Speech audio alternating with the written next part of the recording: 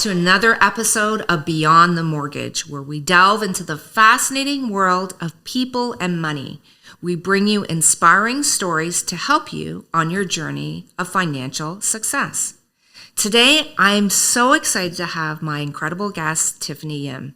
And Tiffany is an associate lawyer with Travers Law. So thank you so much, Tiffany, for joining me today. Thank you for having me, Tracy. We've got so much to talk about. And I'm so excited to have you here because I know, over the years that I've got to know you really well, there is so much that you bring to clients every day, not just from completing their mortgage financing, their purchasing, but you also deal with wills and estates, contract law.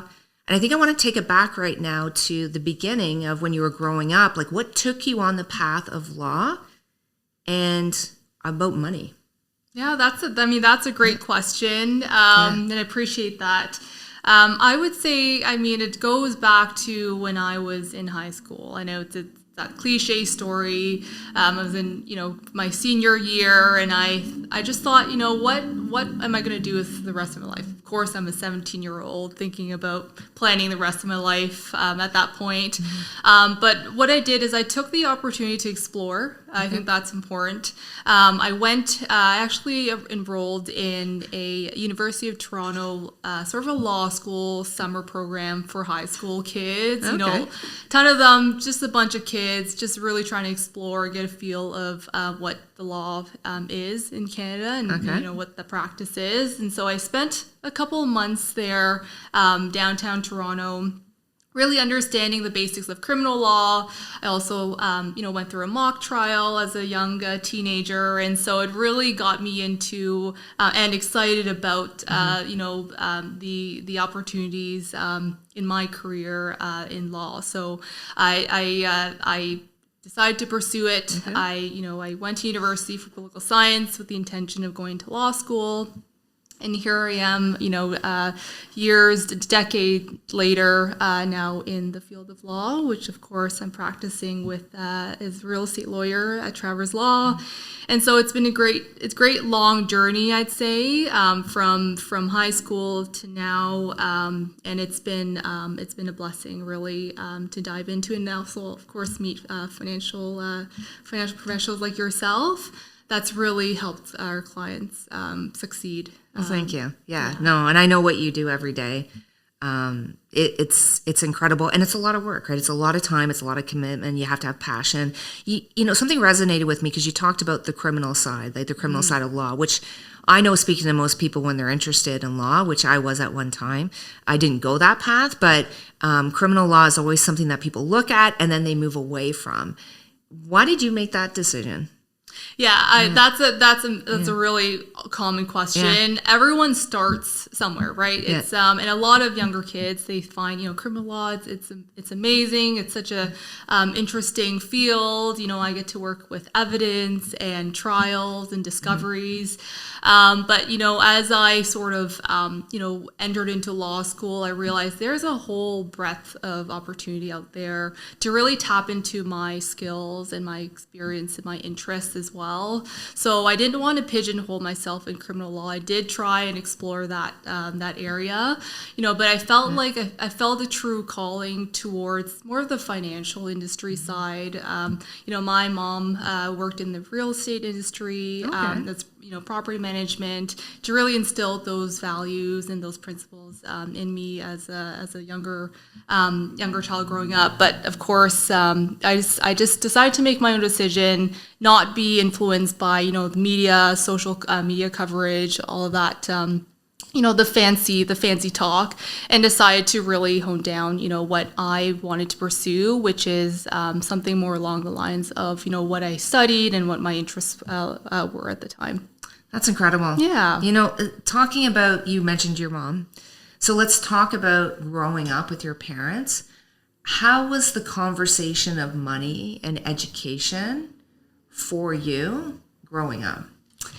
Right. So it's a two distinct stages here that we're talking about. So I had a strong influence from my schooling. So I actually grew up in like a religious private school, and they really unfortunately had placed sort of a negative perception around money and materialism, and it's attached to concepts like greed and temptation and exploitation. So unfortunately, growing up, I didn't have really a positive perception and understanding of what money and finances were. I mean, obviously that was when I was really young and impressionable. So that was obviously carried over into when I started university. The funny story is when I took my first business Ivy course, I had no idea what I was getting into, but walking in and walking out of my first class, I was just dumbfounded. I was first, completely the tables completely turned for me at that point. It was, I felt uncomfortable talking about how to make money. I felt uncomfortable about, really diving deep into, the business and strategies of making money. But at the same time, I felt at awe and I just starstruck by my colleagues, my classmates who were business owners, entrepreneurs at 17 years old. They knew the business in and out. They knew all the terminology, and I felt very alone, unfortunately, at the time. So, unfortunately, growing up, I didn't have that exposure to at least a positive, exposure experience with money. But as I grew up, I realized that, business and finance, that is a reality in everyone's life, whether or not you're younger, growing up, or when you grow older and actually enter the workforce, you're making money. That's what drives us. That's a strong motivator of, being productive citizens and being, a true advocate for yourself, is really understanding your finances and being independent through them. So growing up has been a little bit interesting, but especially coming from like an immigrant family, there's a lot of taboo around speaking about finances and really sitting down with your children and talking about what being responsible with your finances really mean. Yeah, and so it's not like, I find when I talk to a lot of people, it wasn't an open conversation growing up. It's same with me, right? It just was not an open conversation, even though my parents were in the banking industry. We didn't talk about it on a regular basis. And I think it's just generations of kind of that closed-minded, well, you'll figure it out as you get older. But if we could have those conversations, at a younger age, it would open up doors and not have a limited mindset for us. So I admire what you said, because you touched on a point of immigration. And we know in today's era, especially in Canada, we're so grateful to have so much immigration coming into our country and to bring the dream of having home ownership and, a positive family experience living in Canada. Let's talk about that limited mindset, though, because we're dealing with a lot of people that are purchasing homes that are coming from as new Canadians here. What are you seeing the challenges with that, with money, with them and individuals with money? Yeah, of course. Yeah. So I'm seeing a lot of, young people who really, they want to explore finances, but they don't have necessarily the resources from like family. They've never been taught how to talk about finances. It's still an uncomfortable conversation for them. But I'm seeing a little bit more of an outreach from younger, couples who are looking to build their home, build their finances and their life with their children. And so that conversation is opening up for sure, absolutely. But, when it comes to sort of, I find at least the older generations, they are not, they're shut off with talking about finances. It's kind of like, this old age conversation of I've been doing it this way for many years, and I don't want to change. I think it's working perfectly fine for me, but they unfortunately don't see, the opportunity out there to either improve your finances or, really gain new perspective on how to reorganize their debt, consolidate that, or at least build their asset, their equity as well. So I'm seeing a little bit of people opening up more about that conversation. But Tracy, you mentioned a good point here as far as immigration. I came from a family that's really closed off about finances. I experienced the same thing as well as a younger child. They don't really want to speak about finances because they don't want to trouble their children, right? That's the main really sort of motivating factor, is that, they want to keep it behind closed doors. If they're having hardships, troubles financially, they want to make sure that their children think that they're well taken care of, and that's understandable. But unfortunately, it leads to, a generation of children who don't understand how they got that brand new, toy or Xbox. It takes a lot of work to get there. And so in my experience, it's just been a lot of points in time where I've seen my parents struggle.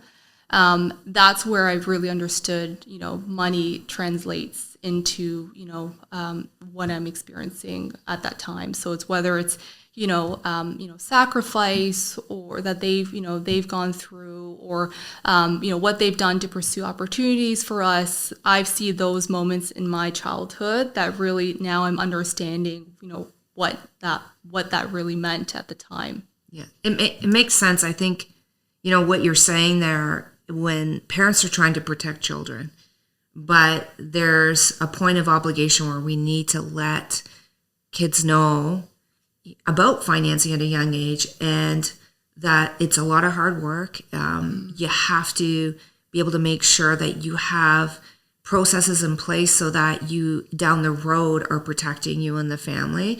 Because you and I know you deal a lot with wills and estates. I've dealt with people that have passed away, and the children ultimately are the ones that have to take responsibility at some point if both parents pass or, life happens.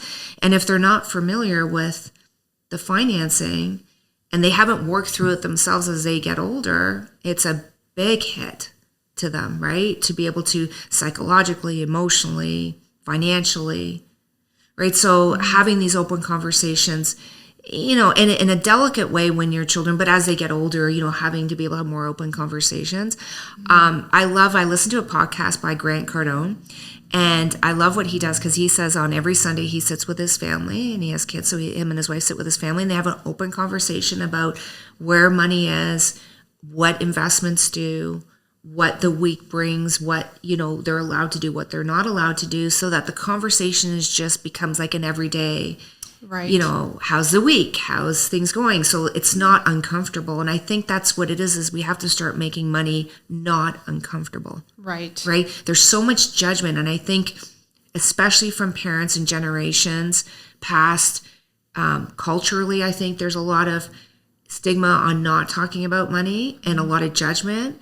And we need to break that barrier. That's why doing talks like this and having open conversation and talking about struggle and talking about wins hopefully will give people, this inspiration to make some little changes in their life that could probably change them forever.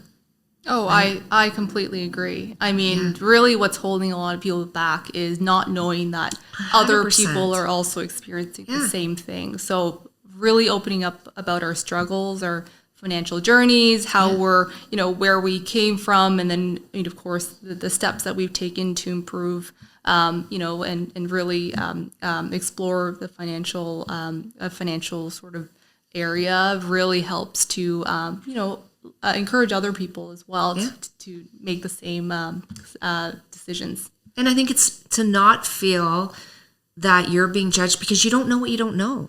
Oh, right? For sure. And there's so many ways now online that are free platforms to really learn there's so many people that are successful that are giving back, just like here, we're giving stories, right? To be able to resonate with some people on little takeaways to help them change their life. But there's so many different processes and different apps out there. You just got to start with one, and then, you know, every day make that slight change. So I want to talk about that with you on financing, because you talked about, you know, you didn't have that conversation with your parents growing up, but you learned as you went. So can you remember some of the major things that really did transform your mindset with money and kind of helped you, you know, pivot into a more abundance mindset with it? Right. Okay. So, I mean, you know, I could spend hours talking about that, but I remember when I was younger, you know, my dad would speak a lot about his own journey growing up, and that's sort of shaped my mindset as well about how I see money.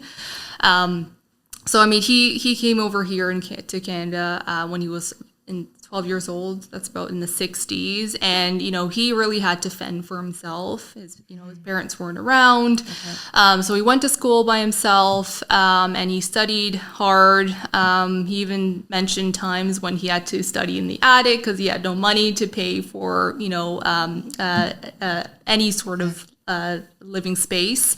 So he was like sitting on the floor on a box studying his books with just a little lamp, and he would tell me, you know, he would study day and night just to make sure that he earns a living wage. He worked at Baskin Robbins, scooping ice cream at gas stations, and eventually, with all the hard work, he eventually graduated as an engineer at the University of Toronto. So exactly. I mean, it's truly a story that I like to keep in the back of my head as well, just as a reminder that, you know, if you're going through struggles, it's really day by day is what you have to focus on to get where you want to be. So he obviously spent a lot of time and a lot of energy just trying to build his life and build a family. And then there came an opportunity for him as well to actually work in the States. And that meant leaving his family, 2 young children, myself, a 3-year-old, and my sister is a 6-year-old, to pursue, you know, obviously a job that paid more, substantially more, as a corporate job in automotive. And so he really struggled with that for many years, but ultimately, you know, 30 years later, you know, we all survived. You know, we're still one big happy family. But at that point, I think he made the right decision because he really saw how, you know, opportunity comes with sacrifice. And that he's doing what he can for his children. So it really instilled in myself and my sister, my family, that, you know, even though there is sacrifice, there's opportunity to be had out there that you should pursue, even though the short-term sort of experiences may not be most pleasurable, that there will be, you know, unfortunate, you know, times where you miss out on family, but doing what you can and doing it to the best of your abilities is important. So that's what that's my mentality when it comes to finances, right? Is if there's opportunity out there, pursue it. You know, obviously make the right decisions for yourself and family.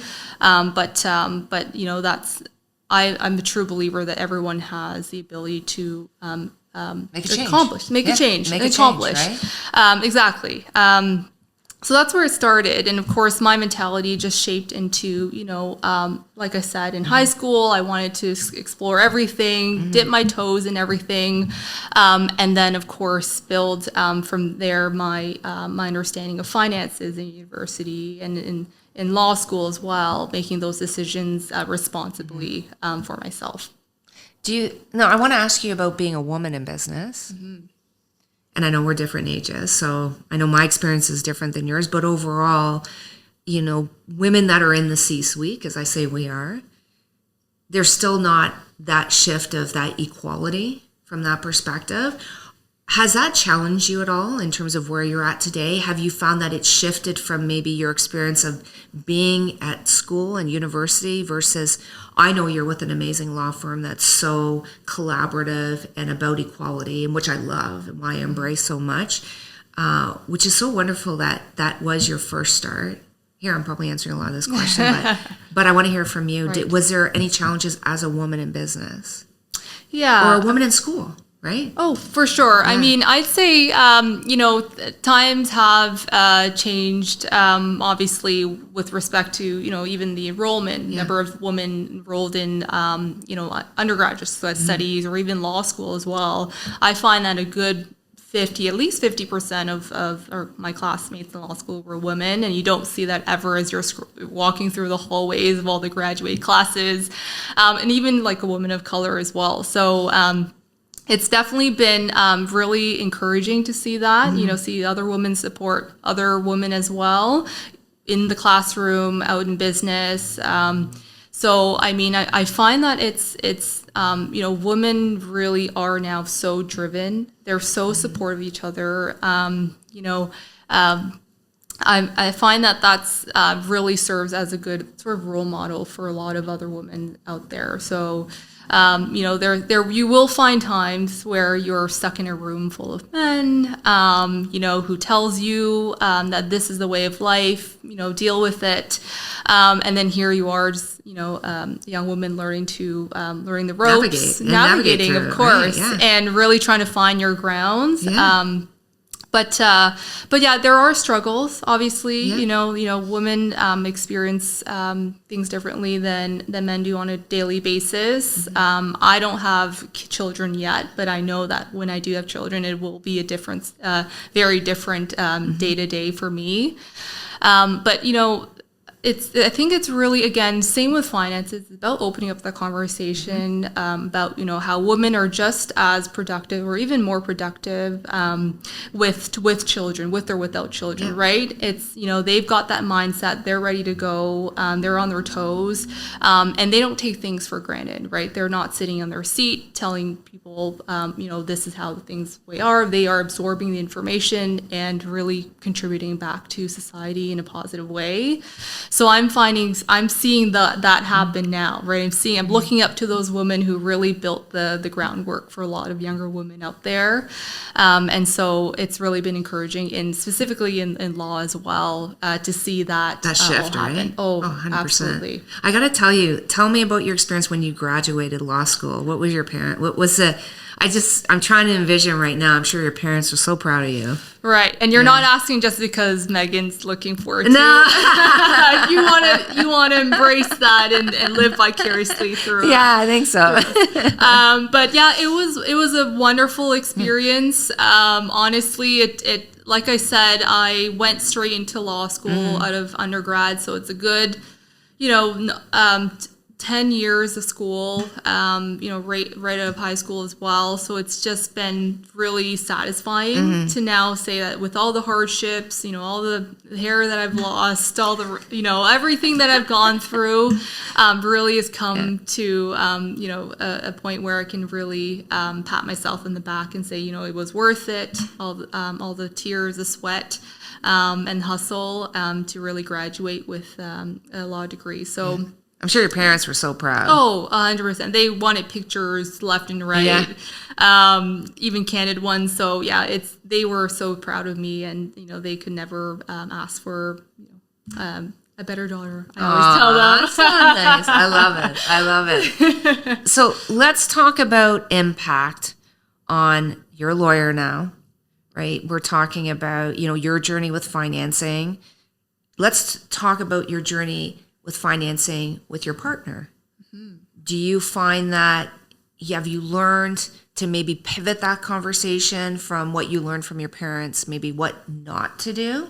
Has that changed? Did you have a different relationship with money when you first met your partner? Absolutely. That's a perfect question. So, I mean, my parents, they grew up very differently than myself. I grew up here, born here. But I knew from, a pretty young age, just based on what I witnessed with my parents, unfortunately, they, had a lot of fights over money behind closed doors. And I saw that on a daily basis.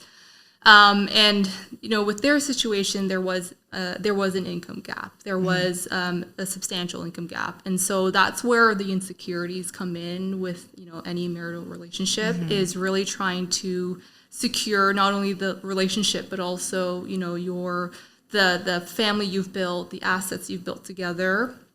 And so, I saw that happen in real life, and I knew I didn't want to be like that. I knew I wanted to enter into a relationship with a healthy relationship about finances, and again, speak openly about it. So actually, in fact, it was not long into the relationship that I start talking about finances, because it is an important topic to bring up. So I think it was about maybe about a year or so into our relationship that we start talking about, how we want to build life together financially. And so now that I'm married, 1 year in, Congratulations. Thank you. We always talk about, having that. First of all, obviously the joint responsibilities financially. We always keep that conversation open, but also we want to make sure that we maintain our independence. We want to respect each other, our interests, what we want to spend on, but also not sort of compromise our joint venture, goals, right? Joint goals and dreams of having a family, having a house, that sort of thing. So that's all all in play, but definitely I would say, whether you call it trauma or negative experience growing up with family and that relationship with finances really built my mentality around, ensuring that I safeguard myself, my family against those, that sort of experience. So you brought up a big point on trauma, right? Most people have money trauma to some extent, whether it's growing up, a loss of job, a divorce, a partner that's just not on the same side, right? How has trauma with money, how have you been able to deal with that? And, and again, it could be a lifelong, right? Like there's different things, but what's one thing that maybe you could tell the listeners that they could take away that you've done to help kind of pivot your trauma with money? Yeah, that's a difficult question. I'd say with that trauma, there's always an aversion towards to deal with it, it, right? Yeah. It's something that's always in the back of your mind. So you try to run away from it. You try to find ways to cope. Yeah. And find ways that you can learn from it, right? Yeah. So if anything, it's definitely something that I've taken steps personally to grow from. I've done my own sort of research as to, what is fiscally responsible. The one thing I remember telling myself is that, I want to make sure I close that income gap between spouses as much as I can, right? Yeah. Because I think for me that was the root cause, and being able to not only ensure that I really respect myself and grow myself career-wise, professionally and personally, in order to have that sort of sense of equality between the partners, to make financial decisions, to have that freedom, right, and not to be sort of locked down by your partner's financial situation. So it's certainly important, again, to keep that in the back of my mind, but being able to pivot by doing the research, independent research, and not being emotionally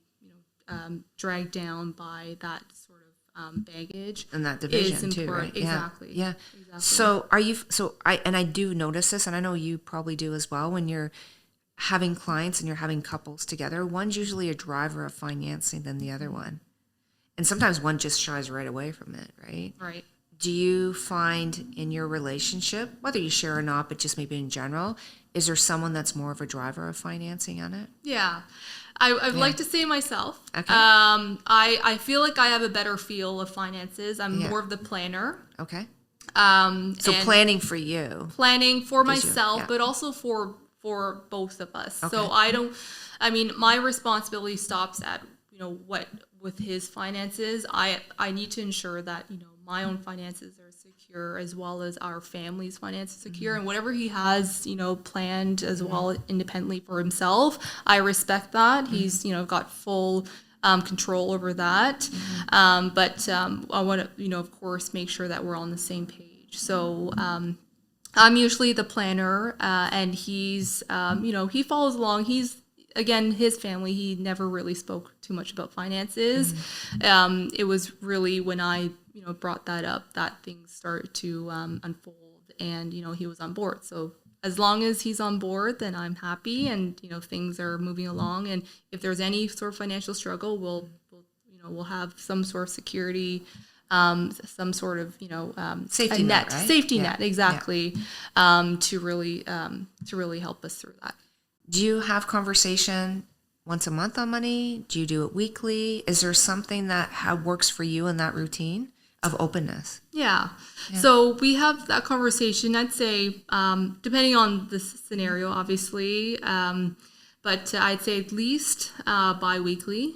We have a joint account, but we also have our separate account. So when it comes to joint expenses about the home, whatever it may be, or even vacation, then we always have that conversation. But it's always on top of mind.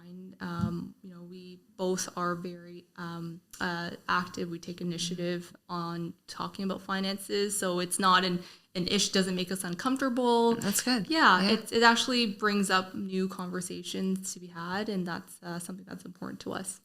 Do you think when you're dealing with the clients, there's still this stigma where couples aren't having conversations on money? I think so. I think, depending on the situation, specifically, again, I find older clients, they don't really like to talk too much about their finances. Again, it could be that, they're a little bit more protective of their finances, that they don't want to, they don't trust, they're professionals, they don't trust the lawyers for some reason. Again, it could be some trauma that they've dealt with in the past. But I find that, some people are uncomfortable talking about their finances, and they brush it off, or they're very, and understandably, they're very, critical of what you're telling them. And I believe everyone should be, but there's, to the extent some people are, very insecure about their finances, unfortunately. Let's talk about the youth, because I know you're so passionate about youth. And the younger generations buying homes now. Do you think the conversation of money is different? Do you think it's more open? Where do you think that is compared to what we talked about the older generation? Yeah. There's definitely been a shift about talking about home ownership for at least the younger generations. It's something that now they can only dream and really aspire to. And I'm seeing a lot of people, talk about it as like, something that's not attainable, unfortunately. And the reality is that, the market has changed, not just in the last few years, but over the years with inflation. Obviously, you've dealt with a lot of that as well.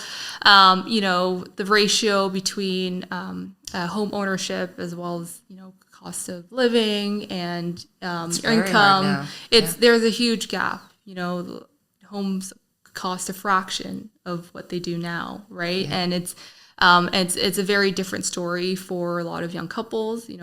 Some of them may never own a home. It's just a matter of renting. And again, the stretch test has been also very difficult for a lot of people. I think the average age now for a first-time home buyer is 36.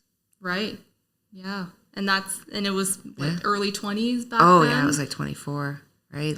Yeah. So it's definitely different.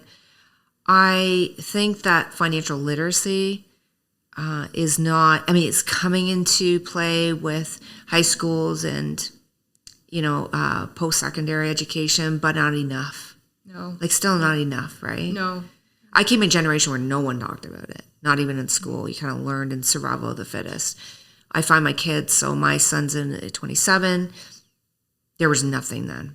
We were teaching them then. Right. Megan's age, 22, more conversation, more knowledge, but still not courses on it. And I'm sure you would, because you're obviously older than my kids, not much, but still, right?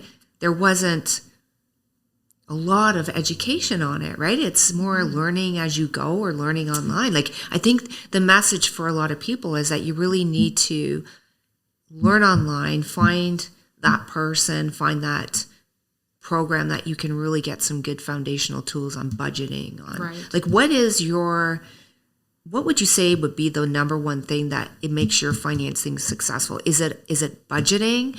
Is there a tool online you use? Is it Excel spreadsheet? Because a lot of people love Excel, right? So is there something that actually helps you stay on track? Yeah, I mean, I love Excel. So does my Okay. husband. Unfortunately, we go down this dark, deep rabbit hole. Yeah. But with finances, at least my sort of principle is that I need to make sure that at least the month before I'm able to cover my expenses for the following month. Yeah. Okay. At the very sort of fixed expenses are all covered, and then the rest would be something would be more discretionary spending. So that's that would be at my sort of decision. But there's no sort of golden tool that I've used. If anything, it's a mentality for me. It's just remembering, what your goal is and taking those steps to achieve it. Obviously, financial tools help. They keep you on track, and it does for me on a daily basis. But really remembering, whether or not you spend an extra couple of dollars on coffee that day or on dinner, being able to dial back and remember that, what your sort of benchmark is at the end of the month or the end of the year is what, is what keeps you on track. But if anything, it's always about having that conversation, ensuring that you remind yourself that your goal is, is achievable if you put the work in. So I want to talk about quotes, because I'm always one about quotes and what kind of defines you or something that helps you in moments of struggle, whether it's financing or life. Is there a specific quote that you live by? And it's okay if you don't, because not necessarily everybody has one, right? Yeah. I think I have a quote for every single milestone Okay. I've hit. So it's ever changing, but I would say the most recent one is really ensuring that, you tap into your abilities the best you can, making sure that you can achieve what you're capable of achieving, because the last thing I want is when I'm in my 80s sitting on my unfortunately my deathbed and knowing that if I never took the chance, never took that opportunity, even if it involves sacrifice, I'd never know where I would end up. So really ensuring that you have that confidence in yourself and make the best decisions for yourself, so that you can really leave a legacy and shine. Absolutely. Yeah. And I know we talked before about giving back, and I know you do a lot. Maybe tell the listeners what you do, because it's important, right? To give back, it fills your purpose, and I think it's also reciprocity, because it helps bring abundance in your life. So why don't you talk about that? Yeah, of course. So I love having conversations with not only my clients, but also, younger students who were in the same position that I was, struggling to find out, what I'm going to do for the rest of my life. And really understanding how I can build my finances towards achieving that goal. So I'd say in my day-to-day, I speak to clients and ask them the tough questions. I'm not shy to do that. I ask them, how are you building your estate? Especially when it comes to first-time home buyers, young couples who are trying to build a family, buy their first home. I always ask them, you're building your estate, you're building your assets. How do you want to deal with it? Because that is an important conversation to have, whatever walk of life you're in. So I do that on a daily basis, but also when students, younger adults reach out to me and they ask, how do I get to where you are from where I am right now? I ask them core questions. Like I say, what is your interest? What is your goal in the next few years? What steps are you going to take to achieve that goal? I'm a strong advocate of, baby steps. Right, because we're not trying to take that leap of faith. We're trying to form those habits every day so that we can achieve the goal, whatever it may be, compounded in the next few years. So, talking about my struggles throughout law school or university, and really showing them how I overcame it helps other people also. Oh, for sure. Mentorship's huge. Oh, right? for sure. Yeah, exactly. I love that. And slowest is the fastest way to get there, right? I agree. So we have a mystery question for you. Okay. So our previous guests will provide us a question for you, but they don't know who we're actually having on. So I'm not going to scare you. It's very easy. But the question is, what would you say to your younger self, given the journey you've had now and the success that you're at now today? What would you tell your younger self? Yeah. I mean, I would say, as my younger self, I was, relatively quiet, shy. I was scared of other people judging me. And I think a lot of people can relate to that as well. But, at the end of the day, you are the strongest advocate for yourself. If you have a question, ask it, right? Because chances are other people have the same questions. They may not have the same, upbringing as you. So, whatever question you ask, there's always going to be someone who knows the answer to it. So don't be afraid to ask, and don't be afraid to, pursue your dreams, aspire, because that's the only really driving factor, to advocate for yourself, to be that person that you want to be and envision. So don't give up, don't lose hope. I was that 16, 15-year-old that wanted to be a lawyer, and people laughed at me because I was too quiet or too reserved. But that should not be the determining factor, for your life. It's what you want to do and what steps you've taken to do that. I love it. Yeah, you're so inspiring, Tiffany. Thank you. And I'm so grateful to know you. And I'm really looking forward to seeing your career as you shine now, but where you going forward as well. And I'm always cheering on women as they're breaking those glass barriers. So I have a gift for you on behalf of myself here at Beyond the Mortgage. So thank you so much. And thank you to all the listeners. We truly appreciate your time to be able to listen to. You have so many impactful stories, your journey as a young woman, breaking barriers and making an impact. As a lawyer, it touches my heart in so many ways. So I'm grateful for that. For anybody that wants to reach out to Tiffany, you can definitely reach out to Tiffany and her incredible team at Travers Law. And to all our viewers, thank you so much for listening. Taking the time to really understand ways to change your financing can change your life. What I kindly ask our listeners is to follow us on Spotify. The more followers we have, the more opportunity for us to bring more impactful people like yourself, Tiffany, on to really resonate and transform your life. Until the next episode, my friends, remember, you got this.